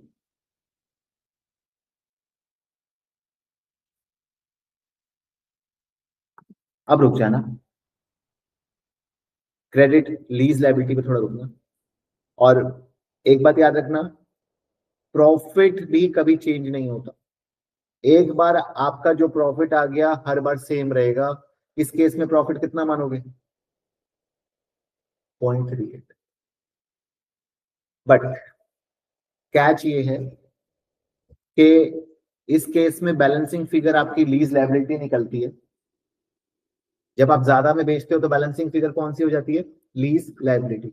बट अगर आपको लीज लायबिलिटी बैलेंसिंग फिगर नहीं निकालनी, आपको प्रॉफिट ही बैलेंसिंग फिगर निकालना है। मान लो आप कहते हो कि सर मैंने ये वाला केस ही नहीं किया है, सीधा मेरे को प्रॉफिट ही है, तो लीज लायबिलिटी को निकालने का एक कंसेप्ट बता देता हूं इस केस में। अच्छा, लीज लायबिलिटी आपकी है कितनी 7.722 वैसे तो, बट इस केस में आपने 10 की चीज कितने में बेची है 11 में, कितने रुपए आपने एक्स्ट्रा ले ली सामने वाले से 1 मिलियन। लॉ ये मानता है कि ये जो आपने पैसा एक्स्ट्रा लिया है ये भी आपको वापस करना पड़ेगा। आपने ये एक्स्ट्रा क्या ले लिया, एक तरीके से लोन ले लिया, तो ये पैसा भी आप एक दिन वापस करोगे। तो लीज लायबिलिटी में आपकी लीज लायबिलिटी 7.722 नहीं है, प्लस 1 मिलियन भी ऐड कर दो जो आपने एक्स्ट्रा लोन ले लिया, तो 1.000 इसमें ऐड करा तो लीज लायबिलिटी कितनी होगी 8.72, और आप बैलेंसिंग फिगर भी निकालोगे तो यही आएगी। तो याद रखना क्या चेंज आता है, सिर्फ एक चीज में चेंज आता है, यहाँ पे अलग कलर से मैं लिख रहा हूं इसको, ये हो जाती है आपकी 8.722, और कुछ भी चेंज नहीं है, same as your normal case. और ये भी चेंज लॉजिकल है, जो आपकी पुरानी थी 7.722, उसमें मैंने 1 मिलियन ऐड क्यों करा? अरे आप सामने वाले से पैसे 10 की चीज के 11 ले रहे हो तो वापस तो लेगा ही, अब तो एक तरीके से एडिशनल लोन ही तो लिया है आपने उससे, असेट नहीं लिया बल्कि उसने आपको 1 मिलियन एक्स्ट्रा दे दिया है, तो वो भी वो वापस लेगा आपसे धीरे धीरे। तो 8.722 हो जाता है नॉर्मल केस में से, ये केस का चेंज आता है। फाइनली अगर हम बात करें इस वाले केस की, तो डेबिट कैश कितना 10, ठीक, सॉरी इस केस में कितना आया है 9। अच्छा, कम वाले केस में आप कहाँ इंपैक्ट डालते हो मैं समझाऊंगा। डेबिट कैश 9, आरटीओ कितना लिखा है आपने, आरटीओ कितना लिख रहे थे अभी तक 6.48। अब देखो लॉ क्या कहता है, तुम्हारा असेट कितने का है 10 का, तुमने 9 का बेचा है, तुमने 1 मिलियन कम क्यों लिए, तुमने 1 मिलियन कम पैसे क्यों लिए, इसका मतलब जितना भी पैसा तुमने कम लिया है वो कहां से एडजस्ट किया है, अपने आरटीयू से, राइट टू यूज से, मतलब तुमने अपना राइट टू यूज अंडरस्टेटेड दिखाया है, तुम्हारा राइट टू यूज 1 मिलियन से और भी ज्यादा है, तो 6.48 में आपको क्या ऐड करना होगा 1 मिलियन, बाकी सब सेम हो जाएगा। 1 मिलियन ऐड कर दोगे तो कितना हो गया 7.4, क्रेडिट बाकी सब सेम, क्रेडिट एसेट कितना 8.4, क्रेडिट लीज लायबिलिटी कितनी 7.722, क्रेडिट प्रॉफिट कितना 0.38। This is your entire sale and lease back picture. Learn करने वाली बात दो तीन है। If I sell less than, if I sell less than, जितना भी कम बेचूंगा वो आरटीयू में ऐड कर देना, जितना भी कम। 10 की चीज 8 में बेची तो 2 मिलियन, 10 की चीज 5 में बेची तो 5 million. The amount I will sell low, that difference will added in RTO, everything will remain same, and in the case of high, entire amount will be added in lease liability. अगर 10 की चीज 11 में बेची है तो 1 million, 10 की चीज 12 में बेची है तो 2 मिलियन, क्योंकि आप जितना एक्स्ट्रा बेच रहे हो कोई दिक्कत नहीं है, वापस देना पड़ेगा, और जितना कम बेच रहे हो उतना आपका असेट बढ़ता जाएगा। अल्टीमेटली आप कोई चीज किसी को कम पे क्यों बेचोगे, क्योंकि आप अपने एसेट उसको लीज लाइफ, अपने एसेट की वैल्यू अंडरस्टेट करना चाह रहे हो, आप आरटीयू कम आ रहा है ना उस वजह से। अगर आपने ज्यादा पे बेचा होता तो वापस भी बुक में आरटीयू भी ज्यादा आता, तो लोग कहते हैं उस आरटीयू को आपको ऐड करके आरटीयू में दिखाना पड़ेगा।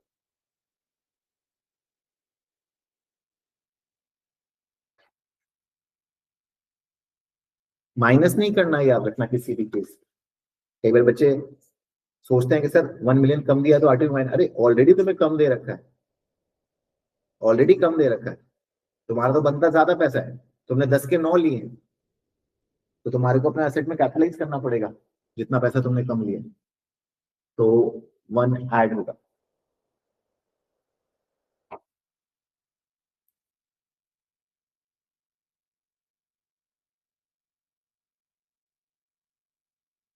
तो बहुत आसान हो जाता है, सेल एंड थोड़ा लेंदी प्रोसेस है, बट इसको आसान करने के लिए आपको करना क्या होगा, नोट 1 और 2, you have to find the figures in our style of information. हमेशा ये दो तीन चीजें निकाल लो पहले, and then solve this question, आपको सेल लीज बैक कभी परेशान नहीं करेगा।